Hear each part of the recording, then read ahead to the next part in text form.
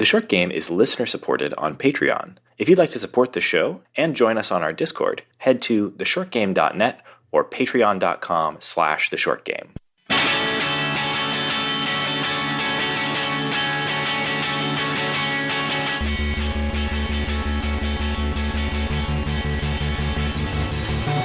Welcome back to The Short Game. This is a show about short video games, games that respect your time. I'm Raygan Kelly, and I am joined this week by my brother and bro host, Shane Kelly. And this week we are talking about Superliminal. That's not subliminal, nor is it superluminal, which I thought of because, have we actually ever done...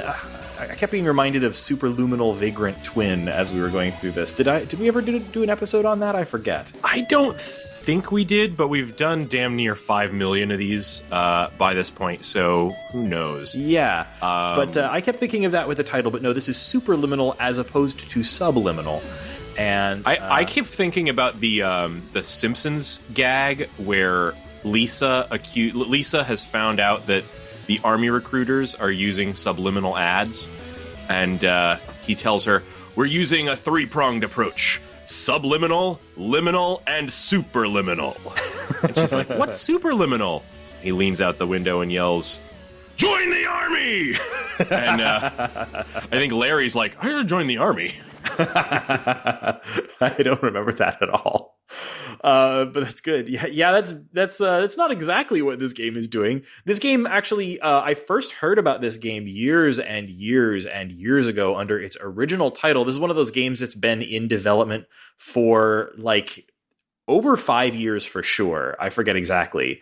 It started as a student project and has been has made its debuts on, YouTube and Twitter and so on in various forms over the years. And when I first saw it, it was going by the name The Museum of Simulation Technology, which I think is a cooler title than Superliminal, in my opinion. I would have probably stuck with that, although I can see why they switched when they kind of added the frame story onto this, which we'll get into. Yeah.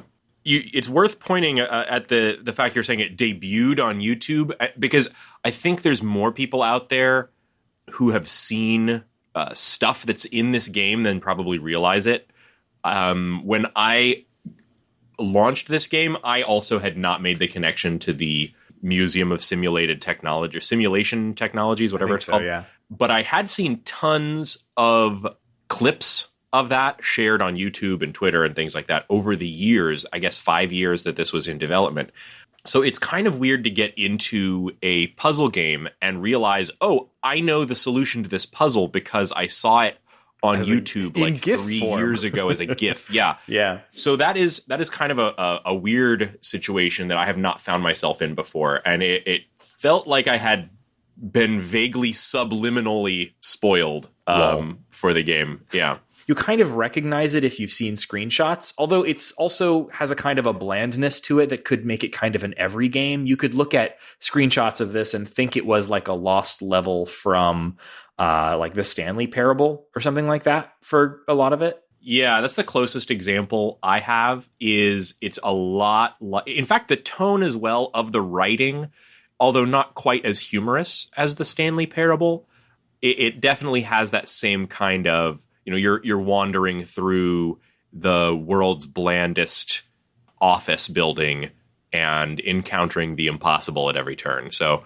that's kind of the vibe you get here. But this is a puzzle game, and it is a unique puzzle game in that, as far as I can tell, it's one of very, very few puzzle games that rely really heavily on the idea of forced perspective. Mm-hmm. Forced perspective is a sort of optical illusion where you make things appear closer or further away, depending on their size. And you've probably encountered this. This is done a lot in photography. Like if you've ever seen the classic tourist photo of someone holding up the Eiffel Tower, that is an example of forced perspective. Or if there's a lot, it's used in on the stage. It's used a lot in art, but I don't see it used a whole lot in games. And the reason for that is pretty obvious. In games, your perspective is usually not locked. You are able to move around and look around things from different sides. And that's something that easily blows a illusion that's based on forced perspective. So, And why would you bother with forced perspective when you can literally just place objects of any size anywhere in an environment, like is the strength of 3D games.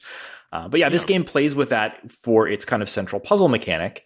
So it's the kind of key trick that this game lets you pull is that objects, not every single object in the game, which is sort of how this game is sort of restricted in terms of its puzzle design, but some objects, many objects in the game, when you pick them up, you're picking them up at whatever size they appear to be in your view. And then when you drop the items, they can be any size depending on the perspective that you're looking at them in. And it's a little hard to describe, but the idea basically would be like, let's say that there is a small teacup sitting on a table in front of you. If you get quite close to that teacup and pick it up, then the teacup may be fairly large in your field of view. And then if you look out into the distance across a large room, for example, you can drop that teacup, and the teacup gets projected across the room as basically it tries to project the objects that you are holding as far as they can go without encountering any geometry, and then scales them to size to fit whatever your view was. So you can pick up a small object that's close, drop it far away at a very large size, or pick up a massive object that's out in the distance, and it becomes small by kind of coming closer to you while maintaining its same visual size. It's a little hard to explain verbally, but it makes perfect sense when you see it. And it's also one of those kind of like, wow, that's a cool, mechanic kind of thing that just like demos really well. It looks really cool when you do it. And it just sort of has this like instant mind bender kind of quality to it. But produces a lot of really interesting wow moments. There's going to be times where, you come into a room and there's basically nothing in it, except for one or two little objects that you can pick up off of a table, like maybe a child's building block. And your exit for the room is, quite a ways up a wall, and you're going to basically pick up the block on the table and put it down against the wall, growing it to a size that you can use it as a climbing object to make your way out. So that's the kind of puzzle and interaction you're going to have. It's really fun, honestly. The puzzles I didn't find super difficult. I actually played through the whole game in one sitting, and I didn't really ever get stuck once. It was a very breezy experience, but it was full of a lot of these little wow moments that are like, oh, what do I do next? Look around. What objects can I pick up? Where could I place them? What size do they need to be? And they play around with that a lot. And there's a lot of aspects to that mechanic you described, being able to pick things up and drop them, that they play off of. So it's not just the fact that you can change the size of objects. It's also that you can pick up and place objects either close or far away is played with a lot. So there are times where you need to pick up an object that's very far away from you, and in order to do that, you have to get into just the right position to be able to have a clear line of sight to that object. Because once you do, you can pick it up, even though it might be very small. Or you need to place an object on a button, and in order to do that, again, you have to work with the sight lines and make sure that you're able to pick up and then place the objects where you want them to go. So there's a lot of really cool interactions that are based around that. And I thought the puzzles, each one, there's a few at the start that kind of are like making sure you have a grasp on the basics of the mechanics, but the puzzles really mix it up every single time. And there's not a lot of reuse of ideas. And in addition to mixing up how they use the mechanics, they have a few other mechanics that they throw in. And they're always changing what the objects are that you're dealing with, or a little bit about your surroundings, while trying to tell you a kind of interesting story about some sort of dream therapy that you're in. And the story was probably the piece that fell flat for me the most compared to the puzzles. Yeah, I kind of agree with you there. Like, obviously, I think we can spend most of our time talking about it from a mechanics perspective. The story feels a bit like, like a loose frame story, like a lot of puzzle games like this probably have.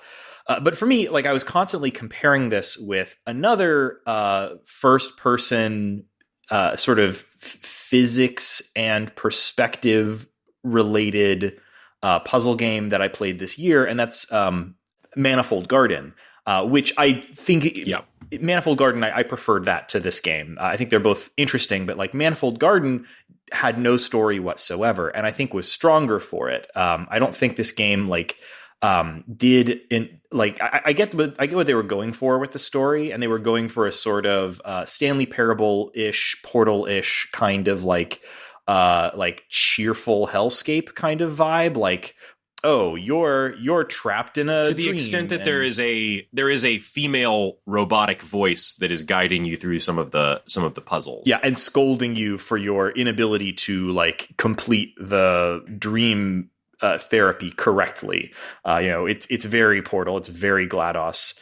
And the British guy is very Stanley Parable, to the point where it's like, for a second I was like, is that the same voice as the Stanley Parable? No, very informed by both in terms of very informed by both the creation of the story, and doesn't do really well by the comparison to either, frankly, because like I played Portal many times, and yes, GLaDOS is this sort of funny wisecracking force in the game, but she also really works in terms of like the it just works better. GLaDOS is just like GLaDOS is a character, right? And the robotic lady voice here is not really a character, and neither is the doctor that speaks to you. So yeah, maybe we should go ahead and take a second and set up a little more detail about like what they are going for with the story of this game. You wake up, you never see yourself or any of the game outside of the sort of simulation or dreamscape that you're in, but the game tells you pretty early on that you are a patient in a kind of dream therapy clinic, and that clinic is there to do something about your perspective. In particular, it says you're at the Pierce Institute, and they're using their patent-pending Somnosculpt technology to give you safe and effective dream therapy from the comfort of their flagship clinic. So you are starting most of the chapters of this game. It's divided up into chapters in basically what looks like a sleep clinic. And if you've never been in a sleep clinic, it's a building. They're often, in a strip mall or something like that. But the idea with a sleep clinic is, maybe you have a sleep disorder like insomnia or a variety of other things, and you go in and they will have you sleep in a little bedroom, and they will monitor you with sensors and cameras while you sleep to try and diagnose problems that you might be having with your sleep. So you start off most of these runs in a sleep clinic. So you're in a bedroom-looking room that then lets you out into a kind of office-y area where there's a place where you'll see your chart on the wall, medical chart, and there's like a waiting room area that you wander out through. And then as you leave that area, you are going into the truly surreal. You're the instant you step out of that space, sometimes the instant you wake up, you're encountering something that's bizarre and surreal. Yeah, and that framing works for me. This idea of like constantly waking up again and again, but continuing to be like trapped within a dream, within a dream, within a dream. And I don't always love, it was a dream all along as a narrative device. In fact, I usually kind of hate that. But like as a twist, it's horrible. But as a setup, I think it's functional here. Yeah. This functions a little bit more like the Eternal Sunshine of the Spotless Mind kind of vibe, where it's like, okay, that you are engaging in some sort of like introspective dreamscape thing. In fact, that specifically they're using something called eyelids, or interactive lucid induction dream state, in which you retain full consciousness and control over your dream. So this actually brings in another outside idea, the idea of lucid dreaming, which is I like lucid. I've had a few lucid dreams in my life, and they're all very memorable. If you've never had a lucid dream, that's a dream in which you, in a sense, wake up during the dream or realize that you are dreaming within a dream. And there are a lot of people out there who have devoted time, energy, and thought to being able to have lucid dreams as a way to, well, it's actually a very interesting experience to have a lucid. Raygan, have you ever had a lucid dream? I can't really say that I have. I mean, I think I might have had like lucid parts of dreams, but for the most part, I'm not a person who remembers their dreams or has interesting dreams. Most of the time when I dream and remember it tends to be like incredibly banal stuff, like dreaming about stuff too banal even to relate to you on the podcast here. Just like, slight variations on my existing day to day. That's sad, Raygan. I'm sad for you. I would like to. I think maybe you could use some eyelids somnosculpt therapy to improve that aspect of your life. But I have had many lucid dreams that were very memorable and awesome. Like, for example, realizing that I was dreaming and then saying, well, you know what? I'm going to do the flying thing and just, flying around. It rules. It's great. So, if there were a clinic that could induce lucid dreaming reliably, that's something I would consider doing. So I think that as a setup for this is kind of cool. And it ties in well to the kind of dreamlike nature of the puzzles and of the surreal nature of the environment. Although I will say that the environments in this game feel much too carefully constructed to be dreamlike. Yeah. There are moments in this game that are dreamlike, but wandering into a room and then trying to figure out how to open the door is not something that a very clinical office-y room is not super dreamlike to me. Yeah, every room in this game almost, or most of the spaces in this game have the feeling of like a really large but sort of only moderately well-maintained 1970s office building or other associated like 70s. I have a very 70s looking vibe off of a lot of this, which, I get why they're going for that. Like the whole vibe of the like, the dream therapy has a slightly rinky dink nature to it. Like at one point you see the exterior of, or what it seems to be the exterior of the dream clinic. And it is literally, like you said, Shane, just something in an office park. So it like, and there's even jokes about it. At one point, there's like a billboard, or not billboard, like a whiteboard in a hallway where presumably someone related to the dream therapy was writing notes. There's a few of these throughout the game, and one of them, they're just complaining about how everyone only seems to be dreaming about incredibly boring everyday objects, nothing really interesting. And I mean, that's sort of like, I get why they would want to go for like the more grounded stuff, because for puzzle purposes, that stuff is really simple. Things like building blocks, dice, chess pieces, and like small things like electric fans and things like that, make perfect sense from a puzzle perspective, because you don't want to have a dream about a gaseous cloud of energy or something like that, because that's going to be very hard to have a concrete puzzle about, right? Like no matter how did you actually know about one of my lucid dreams about being choked by a gaseous cloud? I just guessed, Shane. And but for real though, one of the triggers that I had once in a lucid dream was I was in my house and I was choking. It was full of some sort of weird gas, and I realized in my mind, I have my mouth and nose covered by the pillow. So I forced myself to roll over, and then I had a lucid dream after that. So that is very interesting. I would rather not have anyone cover my nose and mouth while I'm sleeping just to induce a lucid dream, but you can give it a try at home, listeners. Well, maybe that's part of eyelids. We'll see. Yeah. Like the overall vibe of it is this sort of like almost oppressive level of sort of like mundanity. This sort of oppressive mundanity of these settings contrasted with the sort of like surrealness of the tiny objects incredibly large or vice versa. So, visually it kind of works, and it works well for the puzzles too. I'm not sure how well it works for the theme. And overall, I think my take on this game is like its puzzles are much more successful than its story and theming.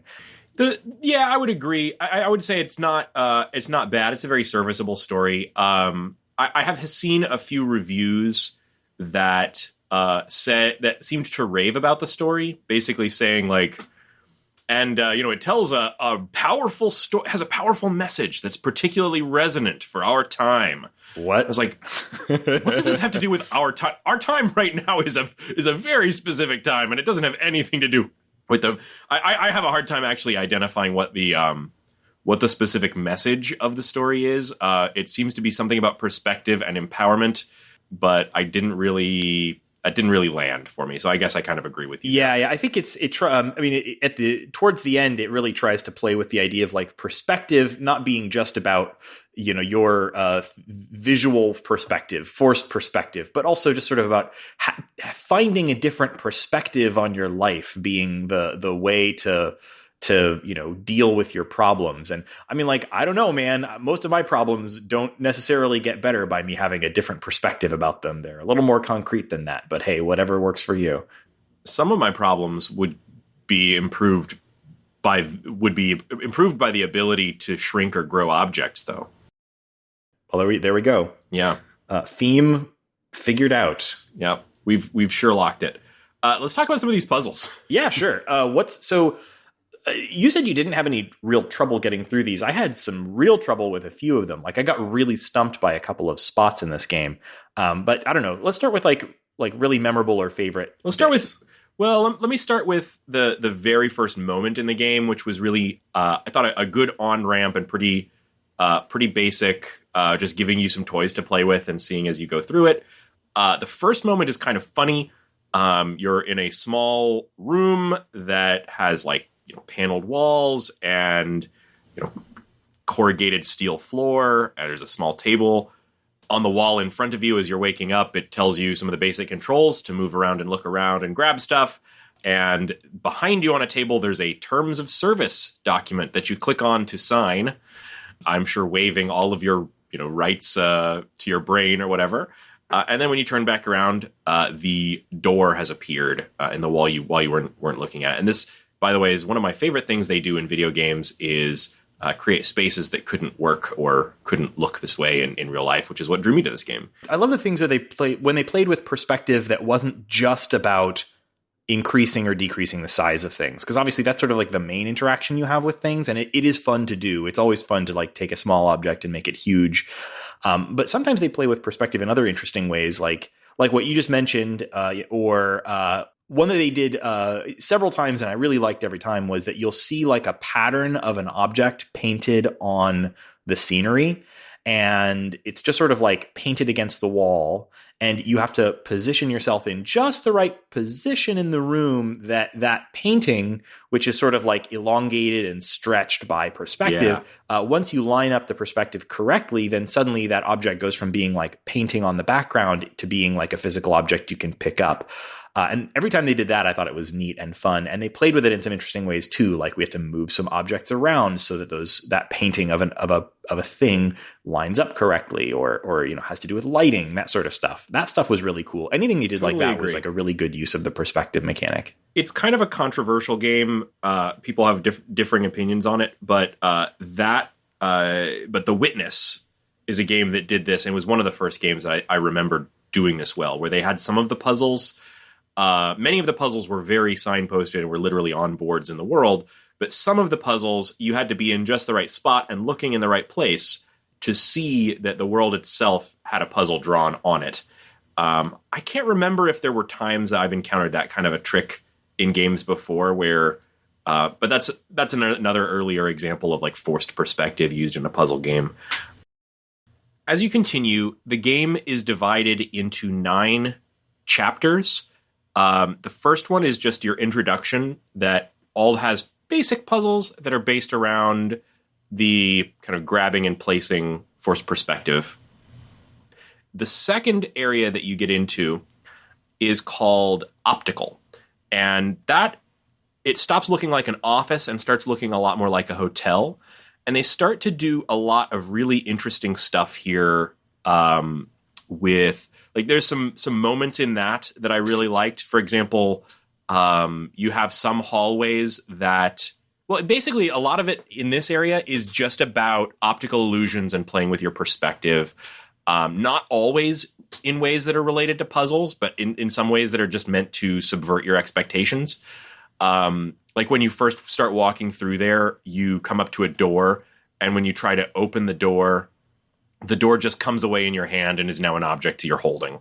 You know, that I think that was a moment I think I laughed out loud for. And but there's other cute little stuff. And by the way, I guess we should say, as we talk about these areas, we're probably going to wind up spoiling some of the puzzle solutions. Should we? Well, I would say, like, be careful about that. Each of these areas is full of puzzles, and I think we should try and keep the specifics to a minimum. But like, each area has a sort of a mechanical theme. I don't think it's terribly improper to discuss some of those mechanical themes, at least for the first half or so of the game, without maybe necessarily getting into very specific puzzle solutions. Okay, so I'll try and discuss this without revealing any particulars. I honestly think some of my favorite areas were in the second and third chapter. The second chapter, optical, has a lot of, and this isn't even a puzzle, so it's not really a spoiler, but there's hallways and things that you look down and it looks like a ordinary hallway, but when you start going down it, they've played with your perspective in some way. Like the hallway is actually not a hallway. It's an inverted cone that just looks like a hallway from the angle from which you first see it. Mm-hmm. I love it's hard that. to explain. No, I know it was a weird one. That was super good. Yeah, or there's a hallway that looks like a dead end, but if you go down it, it actually isn't a dead end. There's a corner that's not visible until you get all the way down and look around. And as you start walking down those hallways, it's freaky, man. It's blowing your mind. So that's some of my favorite areas in the game. I think from a technical perspective, the most impressive thing about this game is how good of a job it does at sort of inferring your intent about size and placement. You know, and I mentioned earlier that like what the game does is when you pick up an object and then you go to place it down again, it's sort of projecting it out as far as it can go without intersecting with any other geometry, and kind of scaling it to whatever that size is. And that's usually true, but there are definitely times where this game didn't do it that way. And I think they must have some kind of map that they're working off of to kind of like weight how. So, you know, of course, when I pick up an object in this game and I'm holding it in my hand, and let's say I'm looking out across a long room, there's an infinite number of, you know, places along the line between where I'm looking and the horizon that object could be placed theoretically when you drop it, right? And so it could be any number of different sizes at any point along that line, and it would be quote unquote correct in terms of size and perspective.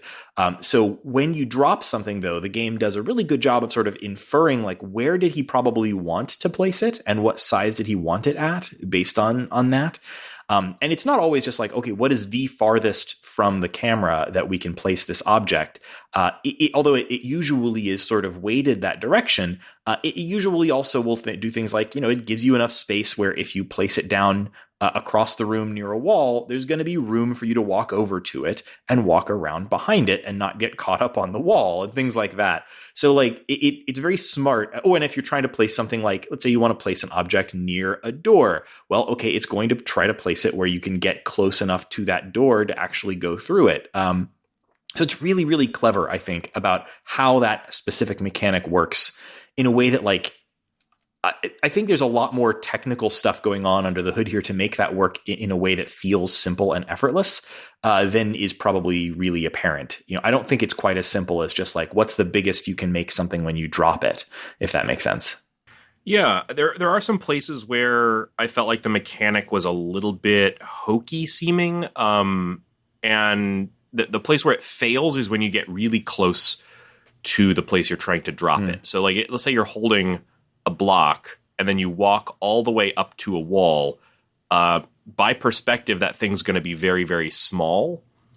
And it does this kind of weird outline effect that shows you like, okay, this thing's going to get really, really tiny. And it does kind of break the forced perspective because it becomes a little video gamey there. And the other place where I feel like the mechanic is a little iffy is when you pick up an object and then let's say you're in a really tall room and you put it way up above your head and you drop it far away, way up high, and it comes down and crashes down on top of you.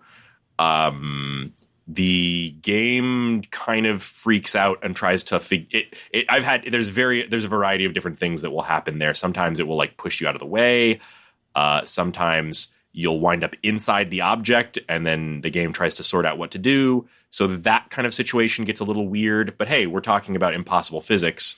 They had to do something. Yeah. I think that the end result is like they probably were trying to go for, okay, what works the best in terms of being able to use these weird impossible physics to complete puzzles. And so at some of those edge cases, they definitely kind of like round towards playability. And that seems good. I mean, seems like the right way to go. The specific thing you mentioned about pressing up against a wall in order to shrink an object feels completely like it doesn't map with the rest of the physics. But it also was very useful to be able to do throughout the game. Sometimes you need to make an object very small. And sometimes it's very difficult to do that. Maybe you're in a small room. And so being able to make an object very small, normally the way to do that would be to place it extremely far away. But you may not have that option in every space. So being able to kind of like squish up against a wall to shrink an object, despite the fact that it doesn't necessarily make quote unquote sense in terms of the perspective, I buy it. It's fine. Another thing you wind up interacting with is these blur gates. I don't know what else to call them. They're these doorways that they look like kind of warped glass, but you can walk through them. And the function of those is to stop you from bringing objects from one puzzle area into the next puzzle area. And sometimes they're also incorporated into the puzzles. So there's especially some early puzzles where the point is to find a creative way to get a object around these gates rather than going through it, teaching you things like maybe there's a doorway you can't bring an object through in a low wall, but maybe you can put the object above the wall so that it falls on the other side of the wall, and then you can pick it up there. So there's some creative use of that kind of interaction as well. Yeah, that felt very Portal-like to me. The whole idea of these like gates that you can pass through, but you can't bring objects through. Very similar to a lot of places in Portal where, for example, there'll be like force field type things where you can walk through, but you can't shoot a portal through. And if you cross across them, your portals fizzle. And so like, yes, it's all just sort of like, I would have loved to be able to break this game more. I think I would have felt like it was more fun if there was if there were more items that you could pick up and mess around with.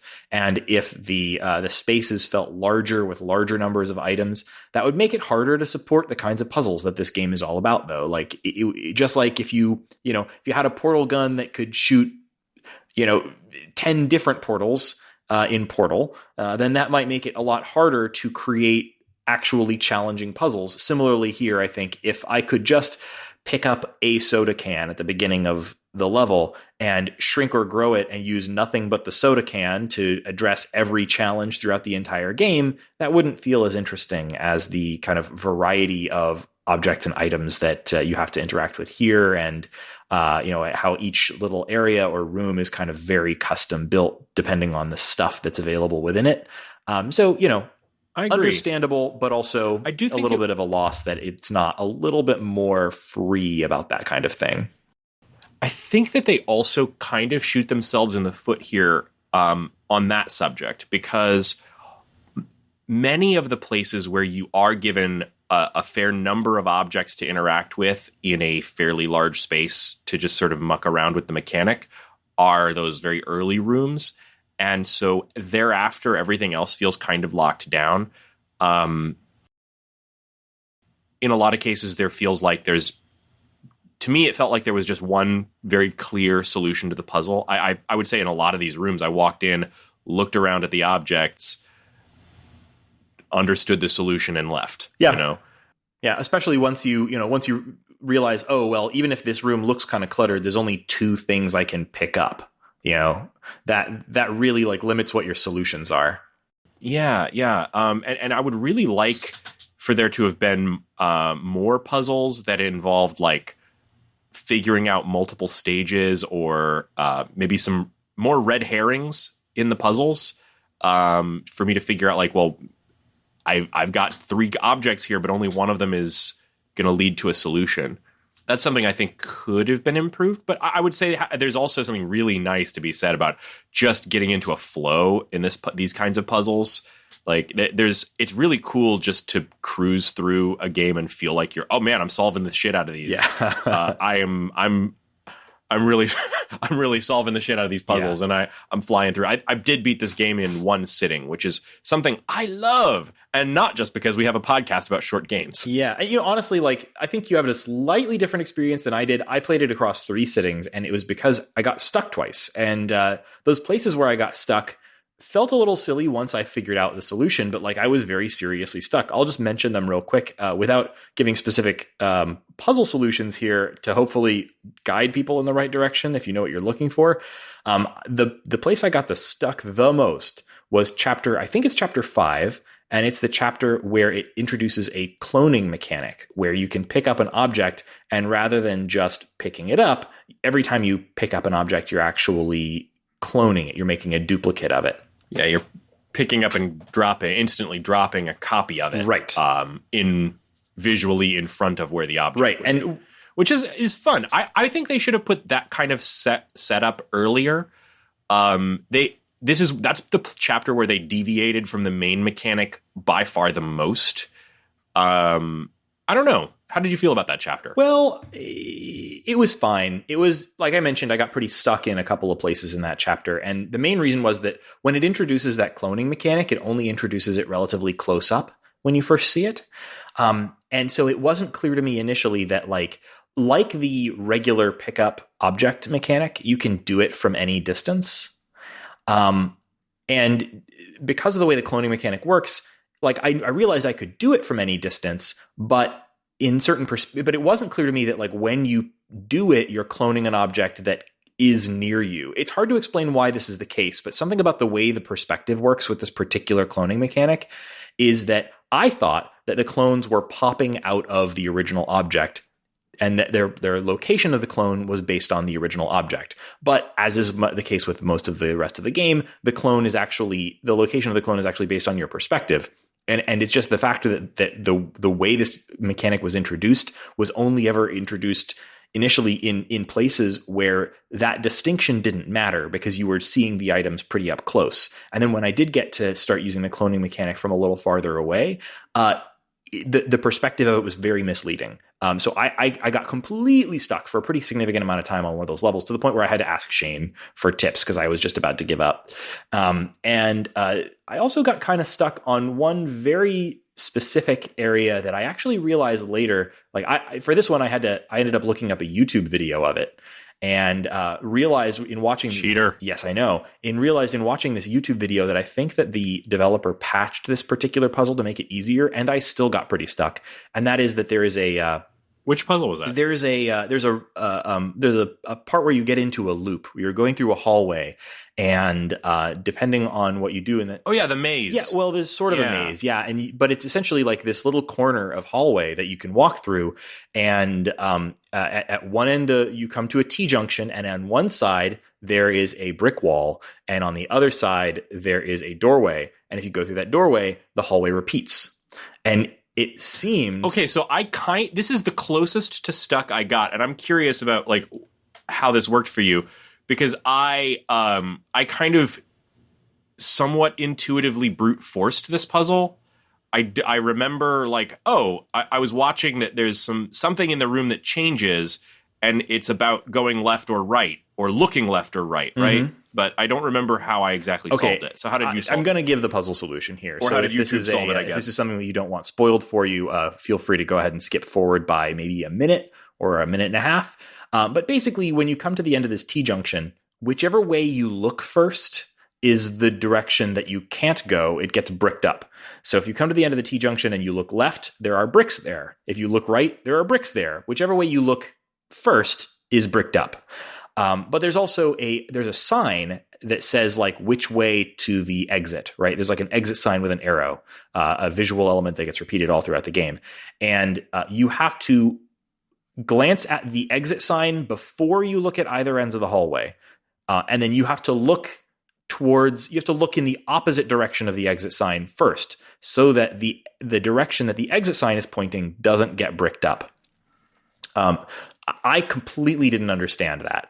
When I looked up a YouTube video of it to try and figure out like how to get through this part, because I just sat there looping through this. You have to, and by the way, you don't have to just do that once. You have to do that several times. And each time you do it, like there's a sign on the wall that kind of has a number on it that ticks up by one, and you have to do it like 5 times in succession. And I didn't realize what was going on, and so like I would randomly get up to like 3 or 4, and then I would look the wrong direction when coming down the hallway and have to start over. And I did it a bunch of times, so very, very frustrated at the time. When I looked at the YouTube video of it, in the original version of the game, I was playing on the Switch version. I'm not sure if this is a platform difference or just a version difference.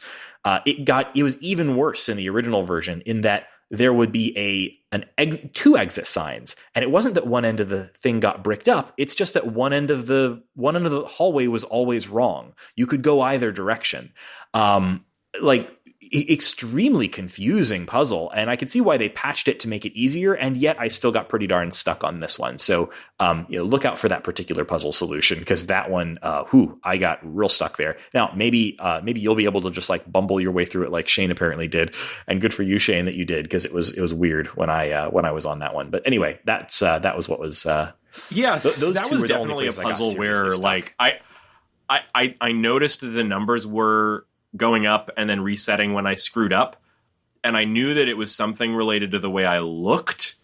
But when I got through that puzzle, and it took me longer than most of the other puzzles in the game, I got out of it and I was like, man, I couldn't tell you how I solved that if I had to. So, it was an interesting one. It definitely felt like not totally of a piece with the rest of the game, if that makes sense. But I would say that's a weird puzzle. Yeah. Anyway, all in all, I think you're right in that like you do kind of get into a flow with this game, and the puzzles are all interesting and yet simple in a way that gives you a lot of forward momentum through the thing. And I could definitely see finishing this game in a single sitting if you were, and by a single sitting, like I generally mean like this is an under 3-hour experience if you don't get completely stuck like I did.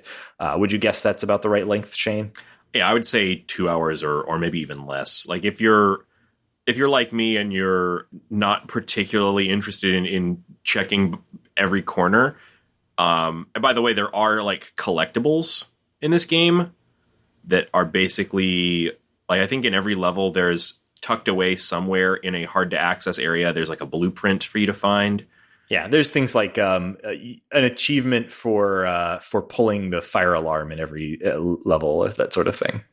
Yeah, so I was absolutely not going for that, and I guess that's there to nominally add some replayability, but I don't really see this as a replayable game. I think this is a one and done.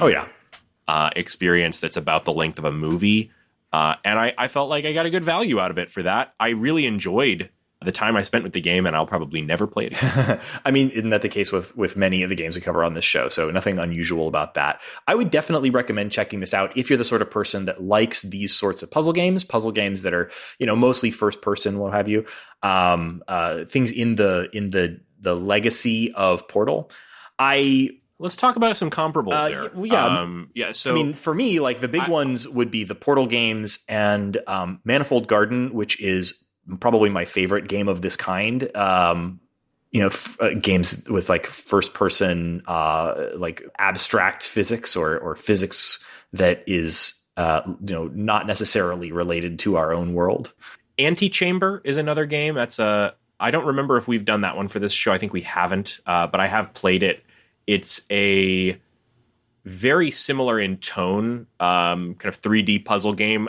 That one is visually has a lot in common with Manifold Garden in the kind of simplified graphics of it. And it's also very much based on the kind of impossible objects, MC Escher style. That's one thing that I think is different from this one, from some of the highlights of this little mini genre, is a lot of those games really lean on the impossible geometry, MC Escher kind of look. And this one has a very Stanley Parable inspired look, I would say. So if you liked this, I would also say Stanley Parable is another comparable game, even though it doesn't really play with the same kind of thing. It's more about subverting your preconceptions as a player of video games than it is about subverting your literal perspective. And another one I would throw in the same bucket, although it has a lot of differences, is the Swapper. Okay, I guess I see that. The Swapper, Love like Swapper. Portal, is based around having this kind of unique, many puzzles based around exploring the implications of a single unique interaction that you have. Yeah. So, and the Swapper, like Portal, and unlike this game, is mostly about like taking that and making it both a like puzzle solving mechanic and also an interesting movement mechanic. And I mean, both at once. That's one of the things that is sort of different about this game, is that it feels a little more removed from its weird physics, in that you're only ever like the weird physics are never really about you and your body and your movement through the space. You're manipulating the space around you. Unlike something like Portal, where you're literally like jumping into the portals and flinging yourself out of walls. This feels a little bit more removed. And that might be good for some folks who maybe have difficulty with the sort of 3D movement mechanics of Portal and want something a little bit more. This can be a lot more slow paced than some of the moments in Portal, and a little easier to control, in that like your actual movement mechanics are pretty standard 3D walking sim stuff. I would say, in terms of the quality of the puzzles, the Swapper would be, maybe of the games we've discussed as being related, the Swapper has the highest quality puzzles. Oh yeah, that game is so cool. It's 2D, which is a very different kind of approach to this sort of thing. But man, that game has really clever puzzles. Something I was going to mention was this game. This game, I think, would have, when this game was first announced in 2014, I think that it would have felt more like an electric, like really cool idea. That's why I think you saw so many GIFs of this game back in those days, in that time. And then, by now it feels a little bit less revolutionary than it would have then, because there have been so many other games that have kind of done this, to the point where I feel like in some ways I'm a little tired of this subgenre. I was also looking at like, this game, the most similar thing the most similar I can see it being to a game that I'm aware of is to the canceled Portal prequel. Did you ever see anything about that? F-Stop, also known as Aperture Camera. There's some videos of it online. Valve was at one point working on a prequel to Portal, which would have been titled F-Stop or Aperture Camera, and it was very, very, very similar mechanically to this. You would have a camera that you could use to take a photo of an object, and then you could move to a different place in the environment and kind of essentially like paste that photo onto the environment, and you'd be creating a duplicate copy of the object, but rescaled or what have you, based on the new perspective where you kind of put that photograph. Like there's videos, there's a whole video series on YouTube. If you look it up, it's called Exposure, by Lunch House Software, where they kind of go through a bunch of, and these videos came out earlier this year. They were pretty interesting, where you can see like how they would have played through that. But like you can also see like at some point, Valve abandoned this idea, making this game. And I certainly can't imagine why they did exactly, like I can't guess at exactly why they decided to abandon this idea, because it is a cool mechanical idea. But one can potentially guess that maybe they realized that this genre, they didn't have as much to add as they maybe thought they did. This genre is one that I think is already sort of starting to show its seams. And I don't know what the next big like first person puzzle mechanic that's going to like blow the lid off of things is. This didn't quite feel like it did that for me. Like, it's not a bad game and it is a neat interaction, but it's definitely not the sort of like earth-shatteringly cool idea that like Portal felt like back in, I don't know, 2007 or whenever it was that came out. And I don't think it's even quite as interesting as it would have seemed back, at the beginning of its development cycle in 2014. So, anyway, I still think it's definitely worth playing, and it's only going to take you, a couple of hours to get through. And if this is the sort of game that you enjoy, there's a lot to like here. But it feels a little bit like a game that missed its moment a little bit to me, which is a little bit too bad. Yeah, I kind of agree with you there. I think, it's hard to speculate on like where this style of gameplay is going. I would have guessed like this would have integrated into VR really interestingly, but I think maybe the moment on VR is kind of past too. So maybe maybe there's, who knows? Yeah, I think VR gaming is in a weird place right now. I don't play a lot of VR games. I don't have a PC VR setup. I've only got the PS VR, and my take on the current sort of status of VR games is that like we are seeing the end of what is really interesting and possible with the current like level of hardware tech that we're at. And I think VR games I think there's still a lot of potential that's sort of unexplored there, but I think we're going to need to get a lot better hardware before we get there. And what I'm not sure is like, will the current level of hardware still be able to like support player interest long enough for us to get to whatever that next plateau is?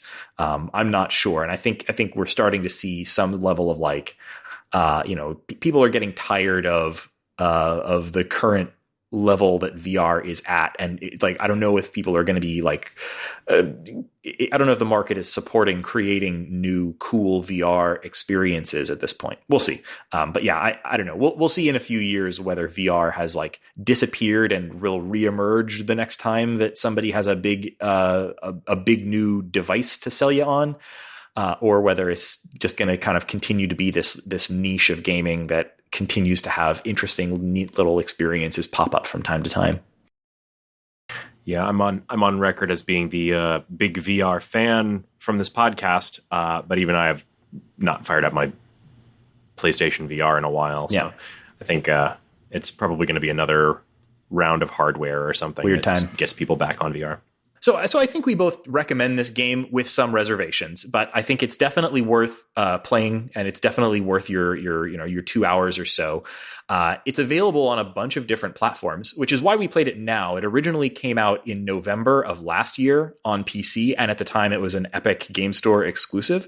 I almost picked it up then, but hadn't quite gotten around to it, and we decided to play it because it came out on consoles. We both played the Nintendo Switch version, and I was actually really impressed with the port. I think it played really well. It's not the most beautiful game on Nintendo Switch. First-person 3D games often aren't, but I thought it worked really well. I didn't run into any major bugs or anything like that, and I can say that if you want to play this game on the Switch, it's probably a perfectly good platform for that. And if you want the slightly prettier version, it definitely looks a little better in the PC screenshots and videos that I've seen online. So if that's your priority, go for the Epic Game Store version. But I think it's also on the other platforms as well. Like I think it's both on PlayStation 4 and Xbox One. And just to wrap things up here, I thought we'd do a little bit of a What's Making Us Happy This Week segment. Since it's just the two of us, Shane and me, maybe I'll go ahead and go first if that's okay with you, Shane. Yep. So I wanted to recommend a game so I try to do other media, non-game media in the What's Making Us Happy This Week segment. But I haven't watched a lot of other media this week. But I have been playing a video game that I don't think we're going to probably cover on the show, even though I'd sort of like to, just for various reasons. And I wanted to talk about it a little bit, just recommend it to folks who might be interested. So I wanted to mention that I'm playing Hardspace Shipbreaker. And I'm really, really into it. And I think it's really neat. So I will go ahead and recommend it to folks. Hardspace Shipbreaker is a early access game. It's on Steam and for Windows only at this point. And I believe it'll eventually probably come to consoles. But right now we're, since it's early access, who knows when that'll happen. And I don't usually go in for early access games, but this is sort of a perfect game for it, in my opinion. So if you haven't seen Hardspace Shipbreaker, it's a first-person spaceship recycling game. So the idea is that you are a shipbreaker, someone who lives and works in space, taking apart and salvaging old spaceships for a massive company that does all. The game has this sort of frame story of you start the game by signing your life away essentially to this big company to get employment in order to become a shipbreaker. And so you start the game in debt to your employer by something like millions and millions of credits. And your job is to work off that debt by breaking down spaceships and recycling the parts. And it does this in a way that's like really does a great job of like threading the needle between extreme, like highly detailed, realistic graphics and almost abstract puzzle gameplay. It's really, really clever. So you are, first of all, it plays in total 3D and you're weightless. And so, of course, you can rotate and float all around. You're kind of jetpacking around. If you're the sort of person who has difficulty with like navigating in space games where there's no up or down necessarily, this might be a problem for you. But I got used to it pretty quickly. It's a little easier in some ways than, for example, Outer Wilds, and a little trickier in others.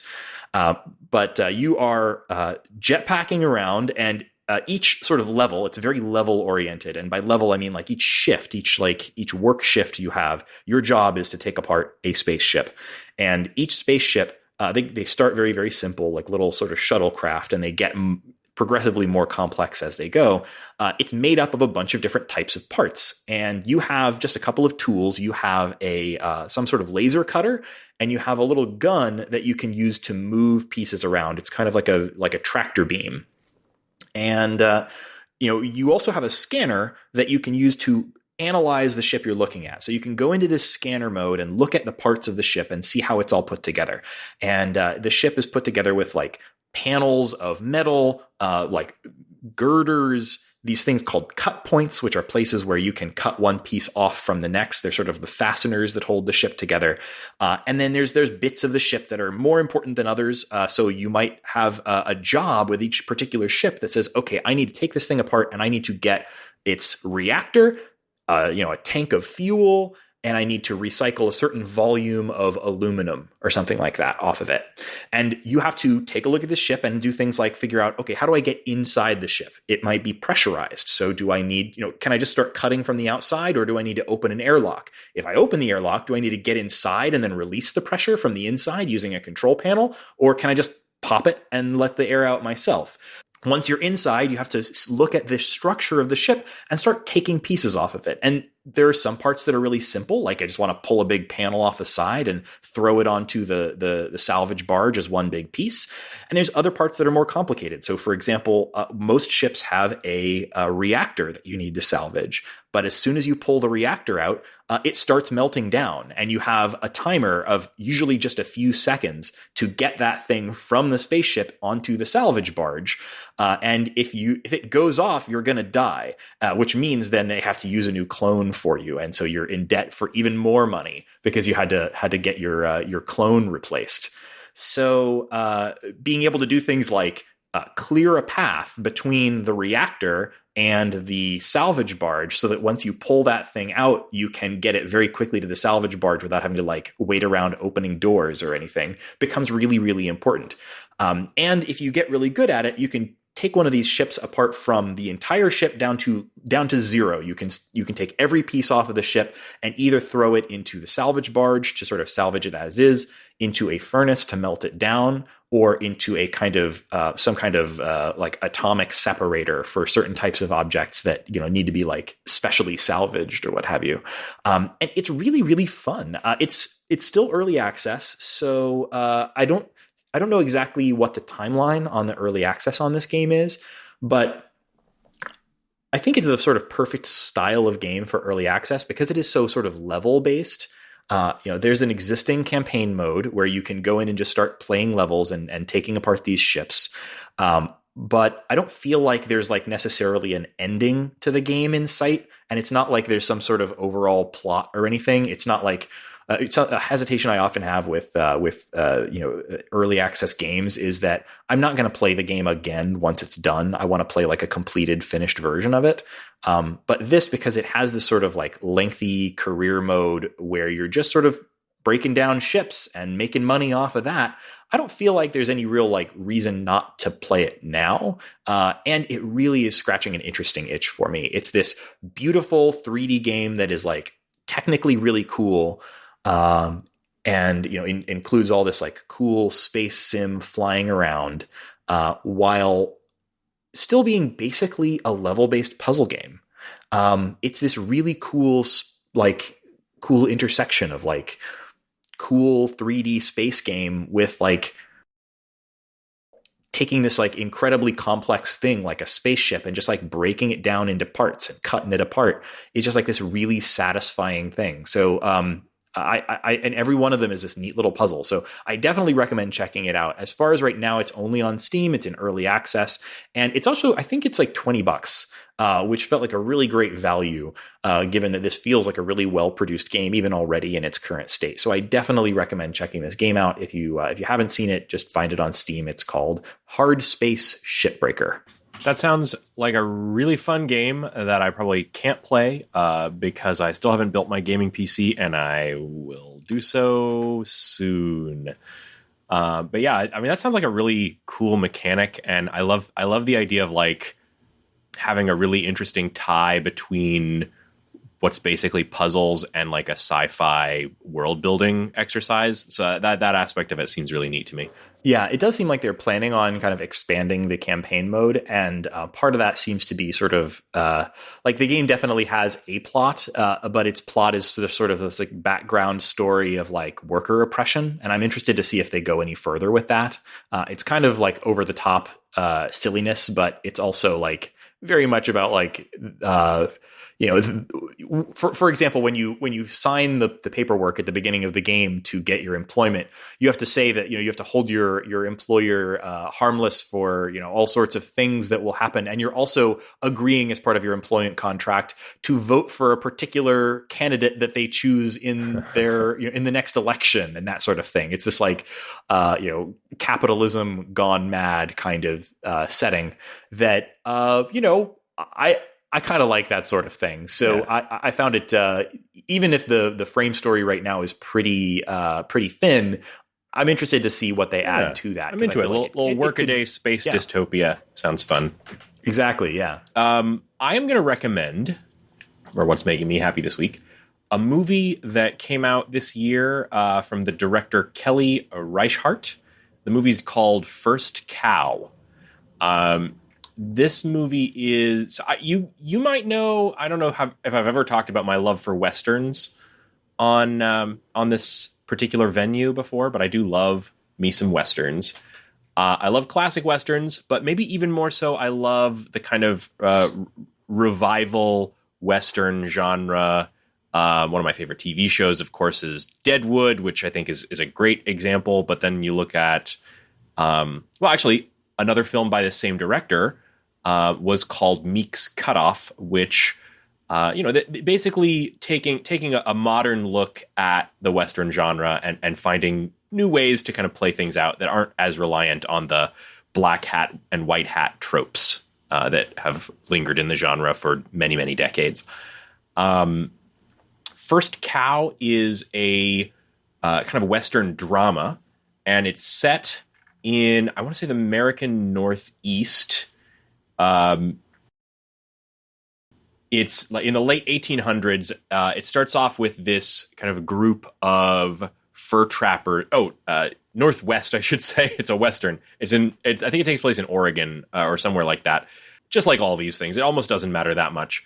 The thing that matters is that you're way out from civilization, and a group of trappers is making their way towards a fort. And one of them is a guy that they call Cookie because he's the cook. And he's this kind of quiet loner type who is being mistreated by the rest of the fur trappers in his group.